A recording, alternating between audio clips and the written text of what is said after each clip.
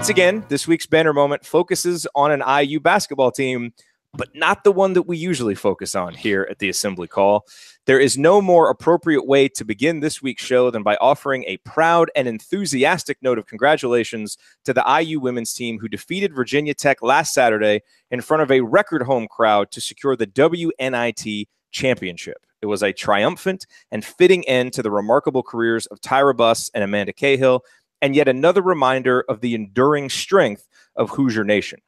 A banner will undoubtedly be hung from the rafters of Simon-Skjodt Assembly Hall to commemorate the achievement, and it should. Championships are always worth honoring, and this group of Hoosiers should forever be remembered as champions. And you know, ever since I became a dad, I have looked forward to the first time that I get to take my kid to a game at Simon-Skjodt Assembly Hall, the place where I grew up going to games with my dad.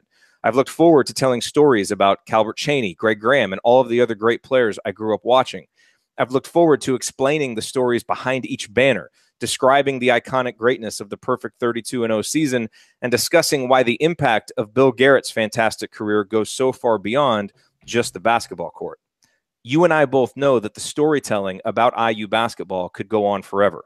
Passing these stories on from generation to generation is what makes being an IU basketball fan so special, and it's our responsibility. And now, as the father of a spirited, inquisitive, intensely curious 20-month-old daughter, I am so appreciative of the fact that Simon-Skjodt Assembly Hall is not just a cathedral where we recognize and celebrate the achievements of men. The name itself, Simon-Skjodt, is so because Cindy Simon-Skjodt was so inspired by her childhood visits to Assembly Hall with her father that she donated $40 million to the renovation.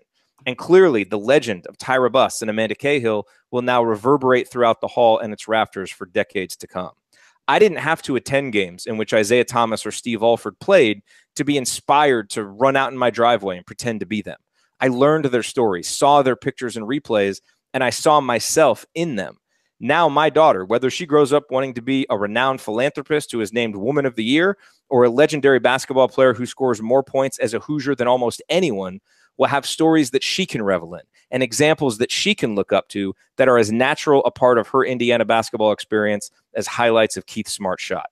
And this isn't just important for our girls to see, it's important for our boys to see too. What Tyra and Amanda have meant to Indiana basketball and will continue to mean to every kid fortunate enough to go to Simon-Skjodt Assembly Hall with their parents goes so far beyond the wins and the points and the rebounds.